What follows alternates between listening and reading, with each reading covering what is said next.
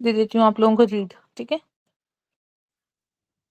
Ma'am ये आपने रफ़ी से मैम देखा है मैडम ये एन्युरिज्म नए रफ़ी जो नया आया है ना, इसमें किधर लिखा हुआ है? एनेरिज्म ना सीवीएस में डाला? आपका मैं बताती हूँ। एनेरिज्म ये सीवीएस में है या रेस्पो में है? मेरा ख्याल है सीवीएस में ही है। नहीं, सीवीएस में तब डाला मैंने होगा। नहीं, जर्नल हाँ, में पड़ा हुआ है, जर्नल में है, जर्नल पैथो में है, पहले पहले पेज में ही है, पुरानी एडिशन में। नहीं, जो नया एडिशन आया उसमें तो नहीं मिल रहा। उसमें नहीं मिल रहा, लेकिन 12th वाला जो मैं एडिशन बताती है हूँ। ना, उसमें तो सबर पहले दूसरे पेज पे ही है। नहीं, ठीक है, वो उधर भी होगा डॉक्टर यूसुफ, उधर भी होगा उसामा, उधर भी होगा, क्योंकि मैंने ना जब सीवीएस पढ़ाया था ना, अव्वल तो आप लोग थे नहीं उधर, शायद डॉक्टर उसामा आप भी लेट थे। तो दूसरा ये वाला टॉपिक मैंने पढ़ाया नहीं था, ये मेरा ना कोई मसरूफियत थी जो डॉक्टर एहसन ने कराई थी, ये मेरा भी मिस हुआ हुआ है, मैंने नहीं ये टेबल देखा। हाँ जी, ये न्यू में भी है, बाकी चलो जनरल पैथ में भी हुआ होगा, लेकिन इस वाले में नहीं है। पता नहीं रफ़ी में इन्होंने क्या किया है, पुराने एडिशन के साथ नई चीज़ें ऐड करो ना, पुरानी भी रिमूव करके तो नहीं डाली हुई हैं, चलो खैर छोड़ो। मुझे मैम शेयर आपने कर दी। मैसेज किया था कि काशिफ देखो, वो क्या था मुझे तो समझ नहीं आ रही थी। मैंने कहा डॉक्टर आयशा बीबी देखो, डॉक्टर हबीब की बात कर रहे हैं, आपने जो कहा कि फेवरेट की बात कर रही हैं डॉक्टर आयशा, तो मैंने कहा देखो देखो अभी भी काशिफ वो कह रहे हैं उसको। हाँ मैम, हर टीचर का फेवरेट होता है ना, जिस तरह आपका यूसुफ है। ओहो, मेरी अगर बात मैं हमें तो मैडम मैंने डॉक्टर इनको काशिफ लगते बताया हैं। है कि मैं कितनी दफ़ा फेल हुआ हूँ, मैडम को पता है ना। हाँ, ऐसे है। अच्छा डॉक्टर जब काशिफ ऐसा मैडम नहीं है। जब मैडम पेपर फेवरेट दे रही थी तब मैं भी दे रहा था। मैं तब भी मैडम से पूछ रहा था कि मैडम ये हमने क्या करना है, मैडम ये क्या करना है, मैडम को याद है। जी, जब मैं पढ़ती थी तब भी ये मेरे साथ ही थे, इतना पुराना साथ है, अल्लाह करे कि अब ये हमारे साथ टीचर के तौर पे आ जाएँ डॉक्टर यूसुफ। ख़ैर अलबत्ता नहीं देखो मैंने अभी डॉक्टर आमना को भी देखा है, ठीक है? मैंने डॉक्टर आमना को स्पेशल पूछा, डॉक्टर काशिफ उस टाइम आप नहीं थे, तो अब डॉक्टर आमना फ़ेवरेट होगी, फ़ेवरेट की बात नहीं होती, जो आपके रूटीन के स्टूडेंट्स होते हैं ना, जैसे डॉक्टर आयशा कह रही हैं, आपको हकीकत में उनका मैम पता है, जो मजाक कर रहा हूँ वैसे। हाँ, मैम फ़िक्र होती मजाक है। कर रहा हूँ, मुझे पता है। चलो अब मज़ाक का टाइम खत्म। कीजिए बस। यार ये ना जो स्नैपचैट डाली हुई है ना इससे नोटिफिकेशंस बहुत ज्यादा आती हैं मगर मैं यूज नहीं करती मैं सोच रही हूँ डिलीट ही कर दूं। चलो ऑटोसोमल डोमिनेंट में क्या है only one parent are affected child have disease अब इधर से रीड मार देते हैं ठीक है। ऑटोसोमल डोमिनेंट में इनहेरिटेंस क्या है one parent is carrier a gene carries a gene associated with disorder and the other parent is normal ठीक है। ये एमसीक्यू भी आता है ठीक है मतलब लाइक 50-50। अच्छा one half of children are expected to affected disease are most often due to defect in structural gene. अच्छा डॉक्टर उसामा उस वक़्त आप डॉक्टर आयशा को जवाब दिया था जिसमें आप ऑटोसोमल डोमिनेंट किडनी डिज़ीज़ कह रहे थे, वो क्या थी आपकी? एडल्ट पॉलीसिस्टिक किडनी डिज़ीज़ वो क्या बता रहे थे उनका? ऑटोसोमल डोमिनेंट और वो उसका बता रहा था वेरी कि वो एनोरिज्म के बैरी साथ, एनेरिज्म वेरी के वेरी साथ एन्यूरिज्म के एसोसिएटेड साथ उसका एसोसिएशन। शाबाश, एसोसिएशन शाबाश। अच्छा ये डॉक्टर आयशा ने कराया था या खुद बताया था? खुद बताया था मैम। शाबाश, मुझे लगा कि आपने ये खुद बताया है क्योंकि डॉक्टर आयशा ने अपने लेक्चर में नहीं बताया था, तो मैं उस वक़्त बोलने लगी लेकिन आपने एंड पे बता दिया, वेरी गुड। उससे पहले जाकिर और इसरार में से किसी एक ने बताया था मैडम को। अच्छा वो मुझे तो ना एक्चुअली तब मैंने सुना नहीं, होगा ज़रूर होगा, उन्होंने भी बताया होगा। चलें डॉक्टर काशिफ शाबाश क्या आपने दोनों को देखा। Autosomal recessive में क्या patient are affected, individual are not affected but gene carriers ठीक है on average 1/4 children affected homozygous half will be carrier 1/4 will be neither affected nor carriers often due to enzyme deficiencies these include most inborn error of metabolism से related है ठीक है। चलो x link में आपके पास फीमेल पेशेंट्स आर कैरियर ये MCQ आते हैं ठीक है। Male is unaffected only 1 in 2 children will be affected male children who 1 in 2 ठीक है who get the affected X chromosome phenotypically manifest the disorder ठीक है। तो मेल चिल्ड्रन कैरियर फीमेल है ठीक है और male parent is unaffected but इधर देखो कि 1 in 2 children will be affected male children who get the affected X chromosome phenotypically manifest the disease। मुझे इसकी एक एग्जांपल दो। डीएमडी। अच्छा इसके अलावा बताओ। मैम हीमोफीलिया तो भी वही होता है ना? एल्फो हीमो नहीं, वो नहीं, डीएमडी है हीमोफीलिया में उसमें, मैडम वो हेमोफीलिया तो ए भी भी है। अच्छा डॉक्टर अपना क्या नाम है आपका? लीश निहान काशिफ सिंड्रोम। कौन सा? लीश निहान सिंड्रोम एक्स लिंक्ड रिसेसिव ना। अच्छा ठीक है लीश निहान और अभी हंटर मैंने जब सिंड्रोम। तस्वीर BD6 PD G6 deficiency PD haemophilia A B Hunter ठीक हो गया। फेब्री AB डिजीज AB या C? A A B B A B. AB X linked AB हाँ रिसेसिव है। ठीक है ठीक है। सी जोन से आपका ऑटोसोमल रिसेसिव है, ठीक हो गया। चलो आगे चलते हैं हम। आगे है female children are carrier due to enzyme deficiencies that are exceptions from autosomal recessive pattern. अच्छा बच्चों, ये ना मैं आप लोगों को पढ़ा ही देती हूँ, सुनने में कुछ चीजें सुनने वाली हैं, कुछ बताने वाली। Common most mode of inheritance is multifactorial. ठीक है, मल्टीफैक्टोरियल के साथ ना आपके पास दो चीजें आती हैं, एक इम्फेलोसील आती है और दूसरी मुझे याद नहीं है। इम्फेलोसील डाउन सिंड्रोम, डाउन सिंड्रोम के साथ आता है। अच्छा चलो कह रहे हो, ओके। पिक्टोरियल वो भी आता है। क्या भी हाँ आता जी, है? वो नीचे नीचे 27 लिखा हुआ है। 21। Most appropriate multifactorial. हाँ तो 27 क्यों कह रहे हो? 21 है ट्राइसमी ओसामा। चलो टाइप ऑफ 27 जेनेटिक। है। अच्छा, disease most frequent is multifactorial 40 to 60%। Genetic defect are multifactorial most common Mendelian disorder. ठीक है, तो मैंने मेंडेलियन में आप लोगों को बताया, उसमें भी मोस्ट कॉमन कौन सा? Autosomal recessive. चलो ये एक एक्स्ट्रा क्वेश्चन हो गया, ठीक है। अच्छा, ऑटोसोमल डोमिनेंट में इनकम्प्लीट पेनिट्रेंस। बच्चों ये वाला क्वेश्चन आता है ऑटोसोमल डोमिनेंट का, ठीक है। Incomplete penetrance regarding autosomal dominant 50% children affected है। Regarding autosomal dominant disorder only one parent ma'am ये अफेक्टेड। इनकम्प्लीट पेनिट्रेंस का क्या मतलब? इनकम्प्लीट पेनिट्रेंस बताना पड़ेगा देख कर ही, मैंने तो बस रट्टा ही मारा है। बताती हूँ, एक मिनट।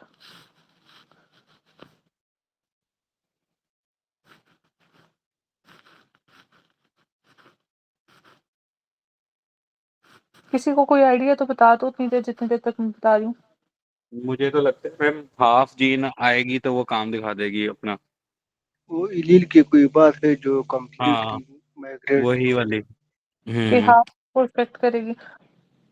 Some क्योंकि individuals डोमिनेंट है carrying a ना। disease, हाँ जी, causing mutation may not exhibit the associated phenotype even though they have the genetic variant। ठीक है, कि वो phenotypically आपको वो disease pattern नहीं शो करेगी। वो कह सकते हो कि 50-50 पे या फिर ये कि some individual carry a disease causing mutation may not, मतलब म्यूटेशन तो है बट एग्जिबिट नहीं करेगी फिनोटिपिकली, अपेयरेंस नहीं उसकी उस तरह की होगी जिस तरह डाउन सिंड्रोम में। ठीक है, लेट्स सपोज एग्जांपल, ऐसा है नहीं। ठीक है, क्योंकि डाउन सिंड्रोम की मेजॉरिटी जोन से वो मैनिफेस्ट ही करते हैं जब 21 की वो होगी, ठीक है, आपकी ट्राइसोमी वगैरह। अच्छा, तो इसमें क्या कह रहे हैं कि वो,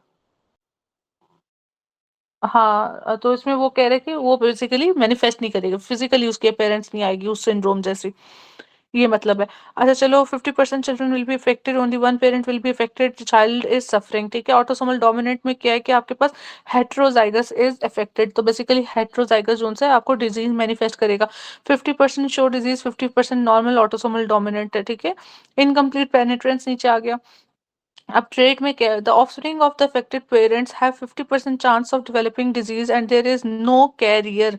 ठीक है, तो ये क्या आपके पास ऑटोसोमल डोमिनेंट ट्रेट, क्योंकि इसमें 50 डिजीज है, 50 नॉन डिजीज है। ठीक है, अच्छा जी, नॉर्मल क्या होता है कि जो हमारे पास कैरियर स्टेट होती है वो ट्रेट होती है या नहीं होती, जो रिसेसिव में है?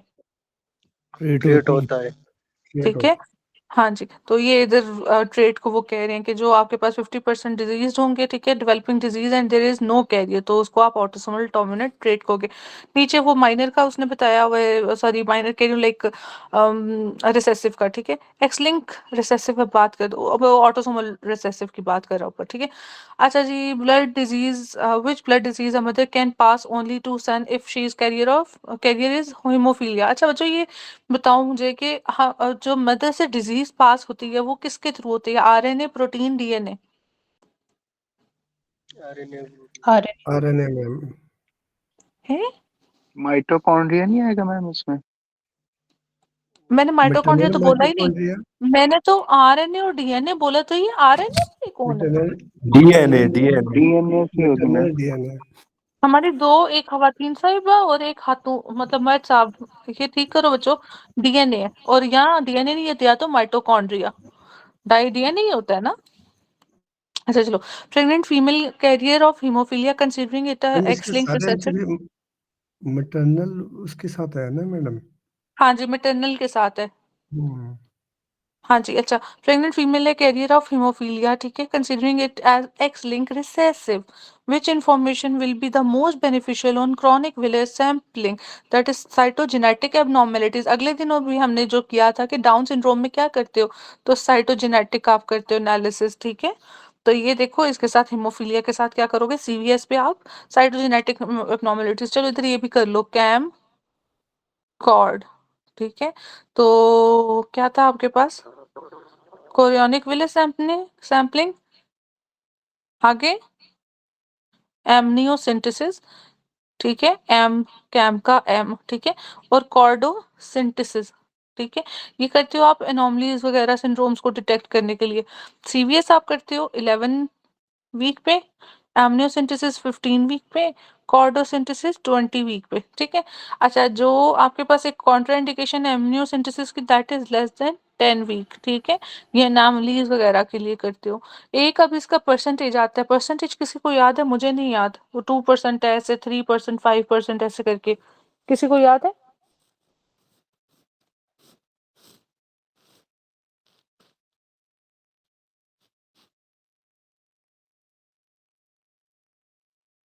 नाराज, मेरा कान खराब हो गया क्योंकि बोल ही नहीं रहा। नहीं मैम, नहीं किसी पता को मैम। याद। अच्छा, तो नहीं पता तो बोल दो ना, नहीं पता, चलो आगे तो चले। इसका ना मैं, बस मुझे कोई याद करा दे तो फिर मैं ये इसका एमसीक्यू का शेयर कर दूंगी ये वाला, ठीक है, ग्रुप में, दूसरे ग्रुप में। चलो बच्चों आगे चलते हैं। तो autosomal recessive disorder like Fanconi anaemia, ataxia, telangiectasias are labelled as chromosome breaking syndrome. This means defective DNA repair. अच्छा, वो जो कल हमने डीएनए का वो एक किया था, स्मेयर फॉर्मेशन और स्टेप लैडर किस में था, फ्रेगमेंटेशन, और स्मेयर किस में था? मैम वो दो नाम बता दे फिर बता सकते हैं कि बोल। पढ़ा था हमने। किस में हाँ, पढ़ा था डॉक्टर साहब? Necrosis, apoptosis. एपोप्टोसिस में लेडर है और नेक्रोसिस में जो है ना वो स्मेर। डॉक्टर काशी, मैं पूरा पेपर ही ना निकाल दूं, है लीक कर दूं पेपर, विच ऑफ पॉसिबल है मैम इस तरह? हाँ पॉसिबल है तो निकाल दे मैम, आपकी मेहरबानी हाँ, होगी। डॉक्टर काशिफ इसके लिए कुछ भी देने को तैयार होंगे। नहीं भैया, ऐसी कोई पॉसिबिलिटी नहीं है, ठीक है। Transfer from mother to children is mitochondrial DNA, ठीक है। और वो कह रहे हैं माइटोकॉन्ड्रियल म्यूटेशन, जो आज हमने म्यूटेशंस में की थी, म्यूटेशंस में माइटोकॉन्ड्रियल म्यूटेशंस को किसकी एग्जांपल थी, मैं नॉन ऑप्शंस देती हूँ। मेंडेलियन। हाँ शाबाश, ये काशिफ ने जवाब दिया। Yes ma'am. चलो शाबाश। एडल्ट पॉलीसिस्टिक किडनी डिजीज, अब हम डोमिनेंट की कर रहे हैं, ठीक है। पहले इधर से पढ़ लो फिर कहानी पे अप्लाई कर लो। मार्फन सिंड्रोम उधर था, ठीक है, जिसमें वो आईज निकाली हुई थी। पॉलीसिस्टिक किडनी नहीं थी, चलो वो जहाँ पे आंख बनी है वहां पे उसकी किडनी भी बना लेते हैं, ठीक है। हेरिडिटरी स्पेरोसाइटोसिस, जो बारिश हो रही है। न्यूरोफाइब्रोमेटोसिस, जो बादलों के अंदर एन था, मेरा नाम। ट्यूबरस स्क्लेरोसिस, ये नाम उधर नहीं लिखा हुआ था, ठीक है, ट्यूबरस स्क्लेरोसिस। और साथ में एडल्ट वॉन हिप्परलैंडिस डिजीज थी उधर। फेमिलियल हाइपर कोलेस्ट्रोलीमियाज, ये भी नहीं थे उधर, ठीक है। वॉन विलिब्रेंड डिजीज, वैसे तो ये आप लोग ये भी नहीं लिखी, नहीं ये लिखी थी वॉन विलिब्रेंड, और वॉन हिप्पर लिखा हुआ था, वो जो बादल के अंदर ऐसे करके वी था यू, ठीक है। अच्छा, हाइपरट्रॉफिक कार्डियोमायोपैथी, ये भी लिखी हुई थी उधर। फेमिलियल, नहीं ये जो लिखी थी बादल मैम, ये नहीं थी। है थी, हाइपरट्रोफिक कार्डियो में आती। है थी, जहाँ पे हाँ, वो दिल हंटर, वाला, दिल वाला। हाँ जी दिल, ठीक है, उसका दिल फेंक वाला बंदा था। हाँ जी दिल फेंक वाला, ठीक है।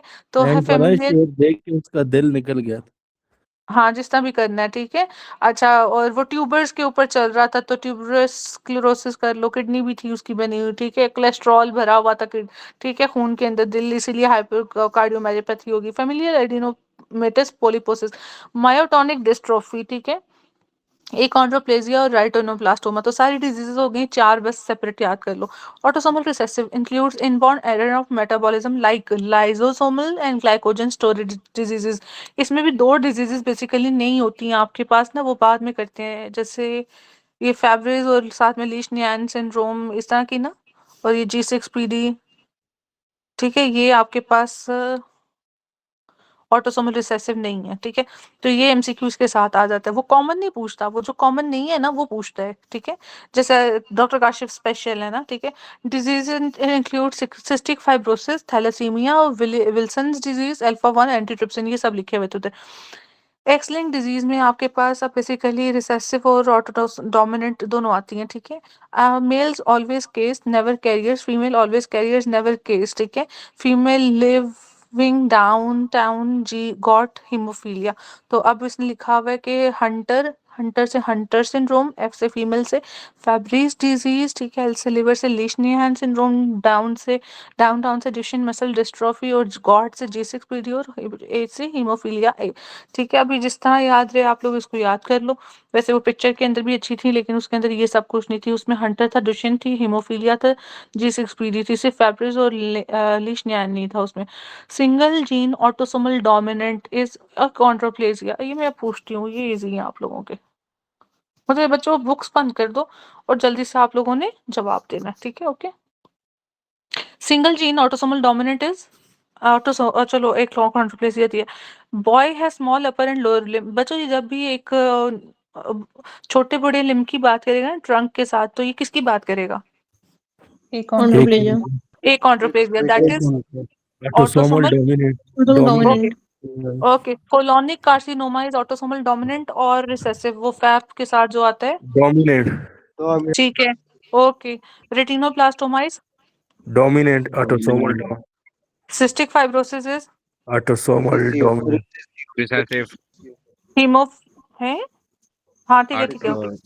वो वही मुझे ना हाली रिसेसिव, ओ ठीक है सिस्टिक ठीक है ओके, नहीं फाइब्रोसिस ओके ओके। अच्छा मुझे ये बताओ कि अपना haemophilia A, x link recessive ठीक है, Huntington dominant recessive autosomal dominant dominant अच्छा ये जाकिर या इसरार की आवाज थी, मुझे लगता है डॉक्टर इसरार की थी, ठीक करो इसको, डोमिनेंट है।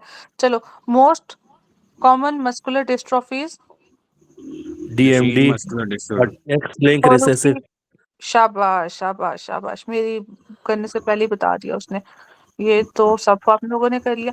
हाँ जी, अल्फा 1 एंटीट्रिप्सिन डेफिशिएंसीज, ऑटोसोमल ये जो रिसेसिव है autosomal recessive okay. Patient came with Korea, mental retardation, depression, memory loss, mode of inheritance,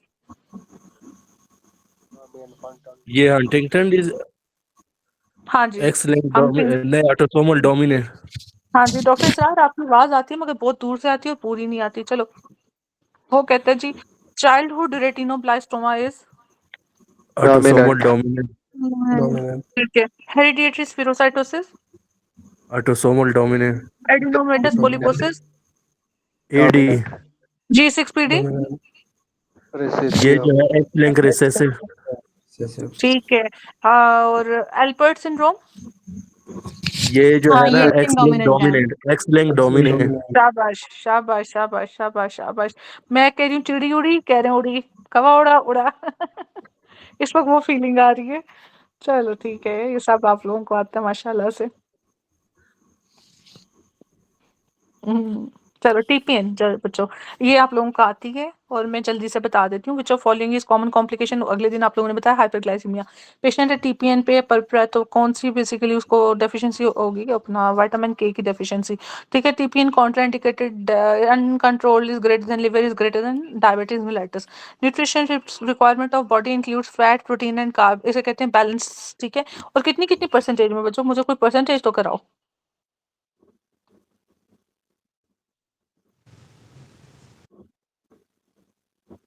ji. 60% carbohydrate 25 protein है 10 से 15 जो है वो फैट है। ठीक है, अब मुझे फिर कैलोरीज भी इनकी बता दो एनर्जी का भी आता है ना मैम, एनर्जी का कि वही कह रही हूँ, कार्बोहाइड्रेट कैलोरीज भी कितने बताओ। एनर्जी, फैट जो है 4 वो 0.9 नहीं 9 खाली सॉरी 9 0.99 4 हाँ 4 और ये भी 4 और अल्कोहल 7 किलो कैलोरीज। ठीक है, और कुछ आते हैं, और भी आते हैं हाँ। हाँ जी, कौन बच्चा मुझे बताएगा फैट की मेटाबॉलिज्म के लिए कौन सी, विटामिन प्रोटीन की और कार्ब की? कार्ब यस पर, कार पर राइबोफ्लाविन कार्ब पर एफ बी एफ एफ क्या था बच्चों, वो doctor FB F FB B था, पर कार क्या था? Thiamine ma'am carbohydrate thiamine city city carbohydrate के सिटी लिए कार सिटी, पर हाँ सिटी गाड़ी होती है, ठीक है, उस पर लाइक पर बॉयफ्रेंड ने अपनी फैट सी गर्लफ्रेंड बैठाई होती है, जितना भी याद रहता है। ठीक है, फैट के लिए बायोटिन, प्रोटीन के लिए राइबोफ्लेविन और कार के लिए थायामीन। ठीक है, मेरे जैसे लोग निमोनिक ही भूल जाते हैं। चलो आगे चलते हैं। ये सारा बच्चों हो गया आपका मेटाबॉलिज्म से रिलेटेड, ठीक है। अच्छा जी, आईसीयू में सीबीपी लाइन सबक्लेवियन वेन, ठीक है, for 10 days on parental nutrition, he developed fever, blood CP shows clusters of gram positive cocci, drug of choice. ये किसकी बात कर रहा है? वैंकोमाइसिन तो चलो याद हो गया, ग्राम पॉजिटिव कोकाई कह रहा है, ये कौन सी स्ट्रेन है? एपिडर्मिडिस। हाँ जी, एपिडर्मिडिस। स्टेफ अच्छा स्टेफ ओरियस ओरियस वाला मिर्सा, मल्टी ड्रग रेजिस्टेंस, ठीक है, स्टेफ ऑरियस। उसमें क्या है? वैन, इसमें भी एक सीक्वेंस है बच्चों एंटीबायोटिक का, ये आपका फार्मा का क्वेश्चन है। वैंकोमाइसिन है, फ्यूसिडिक वैन, एसिड है, नहीं नहीं ग्रेटर देन नहीं नहीं नहीं, Linzolid. Linezolid is greater than linezolid cotrimoxazole is fusidic greater acid than fusidic acid. Fusidic. वैन टॉपिकल टॉपिकल, हाँ ये लो, चलो टॉपिकल वैसे जो था नहीं, चलो वैन, लिंजोलेट, कोट्रिमाजोल और फ्यूजिटिक, ठीक है। और वैनकोमाइसिन आपके पास क्या करता है? ग्रे मैन सिंड्रोम करता है, और साथ में दूसरा क्या था, क्या रिलीज कर रहा था? हिस्टामिन। स्टेबिलिटी करता था, प्लेथोरा कर रहा था। बस ठीक है, प्लेथोरा वगैरह कराता है। और चलो, अच्छा जी, और फिर नीचे colostomy was started on TPN, तो वो क्या कहते हैं? Problem hyperglycaemia, nutrition will advise intake of which of the following vitamins, तो ग्रीन वेजिटेबल्स, ठीक है। ग्रीन वेजिटेबल्स किसके लिए बच्चों? फोलिक एसिड Folic और acid. विटामिन दूसरा K, vitamin vitamin K. K. हाँ जी, स्वेयर बर्न हाइपोperfusion शॉक, तो बर्न में बेसिकली क्या होता है? Hypoperfusion shock and increase viscosity after 24 hours due to loss of protein, protein में एल्ब्यूमिन, हाइपोएल्ब्यूमिनेमिया, ठीक है, लीड्स टू आपका एडिमा, या बाज दफा ये नेट्रीमिया के साथ जितना दिया हुआ है, 40% deep burn causes ion lost causing decrease action potential is, क्योंकि एक्शन पोटेंशियल करता है हाइपोनेट्रीमिया। यहाँ पे कुछ बातें इंपॉर्टेंट याद कर लो, आप लोगों में से बहुत से लोगों ने सेल और कार्डियो नहीं किया, तो इसलिए मैं यहाँ पे फिर रिपीट कर देती हूँ, ठीक है।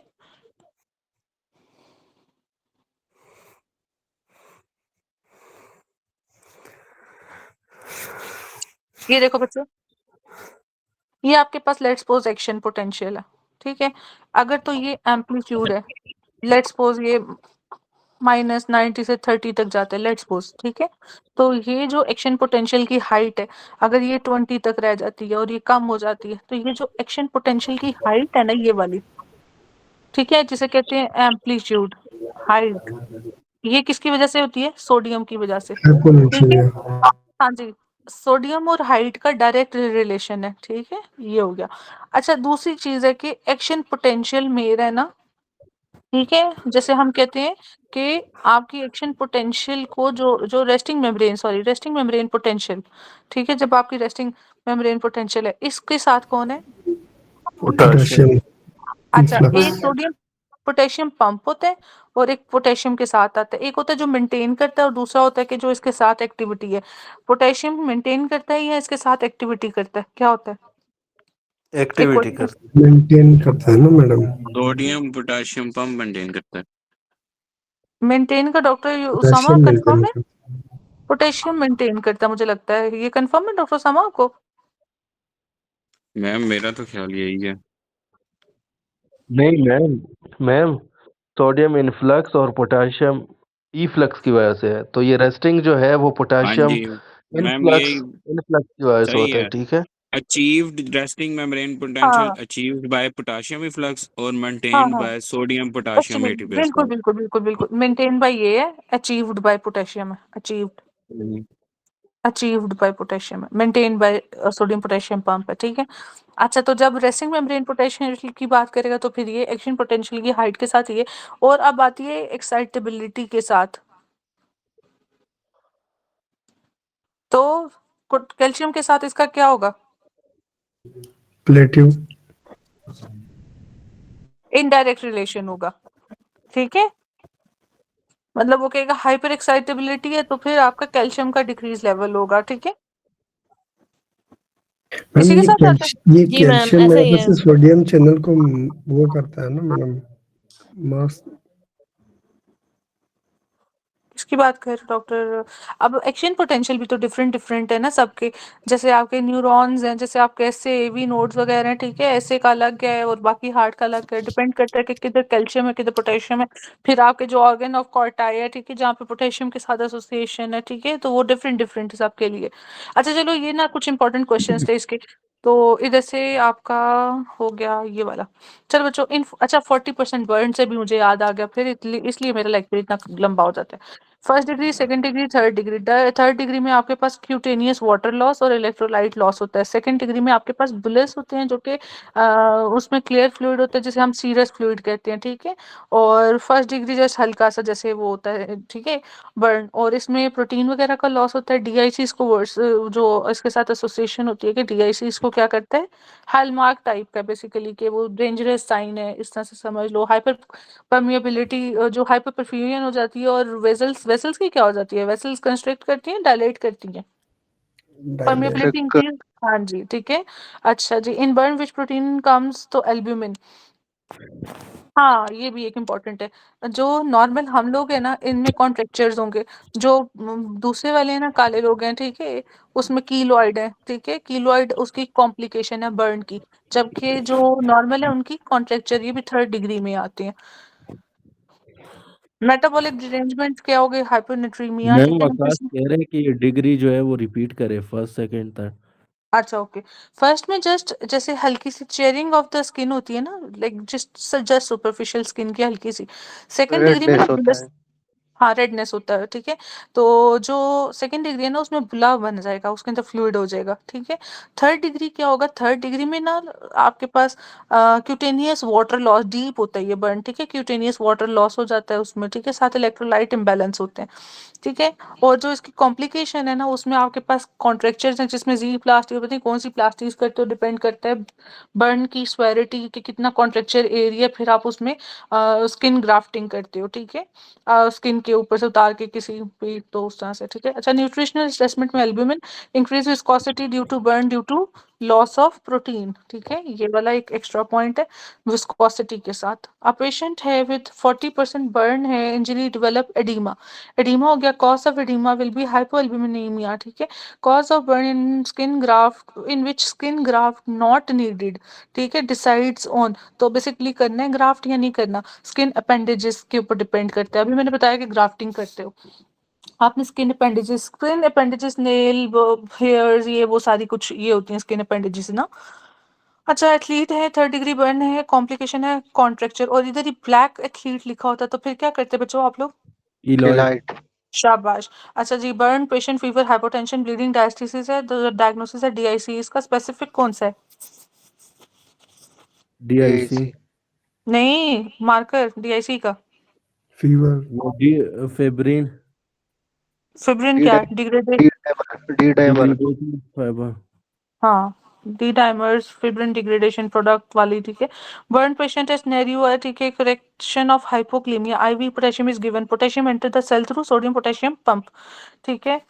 मैं ना आज पता नहीं, ये चैट्स नहीं खोली हूँ, चैट भी देख लूँ। ओके, चलो जी।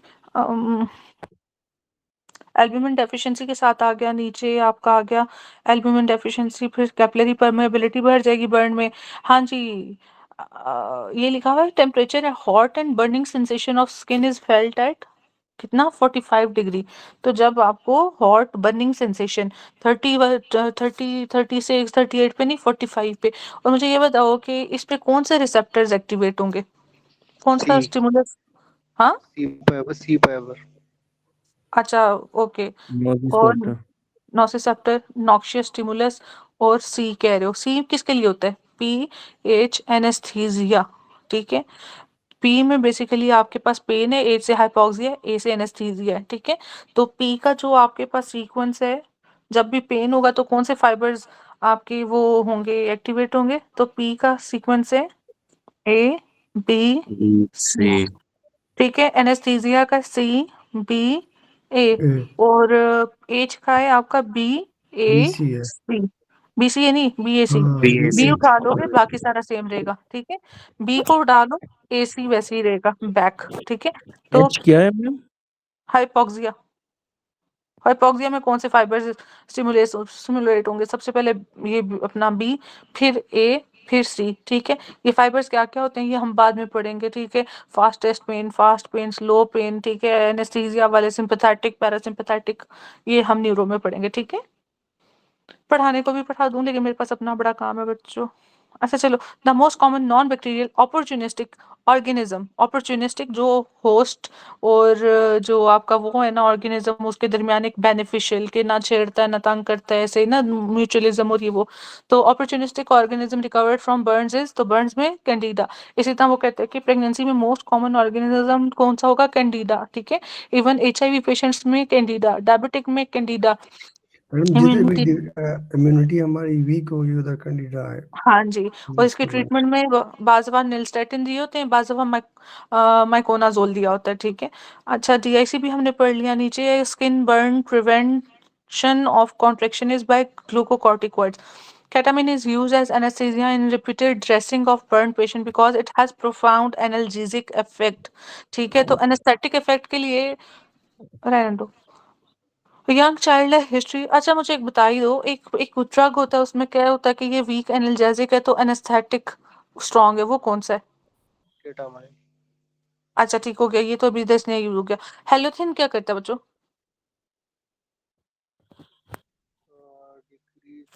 Good anaesthetic. एनेस्थेटिक है, वीक एनाल्जेसिक है। तो इसके एनाल्जेसिया के लिए, तो इसमें जब मैंने ये बात की तो वो क्यों नहीं याद आया? इसके लिए क्या ऐड करोगे? Anaesthesia, analgesic. अच्छा छोड़ो, मुझे बताओ नाइट्रिक ऑक्साइड किसके साथ डालते हो? इसके साथ मिक्स करके हेलोथिन देते के हैं। साथ मैडम, हेलोथिन के साथ। ये भी एक MCQ आता है, ठीक है, इसके साथ। वो फिर एनाल्जेसिक इफेक्ट के लिए वो कहता है कि डालोगे। Young child history of burn had got treatment after 24 hour develop edema due to endothelial retraction, ठीक है। अच्छा जी, अब हम करते हैं क्वेश्चन और marasmus. These are the protein energy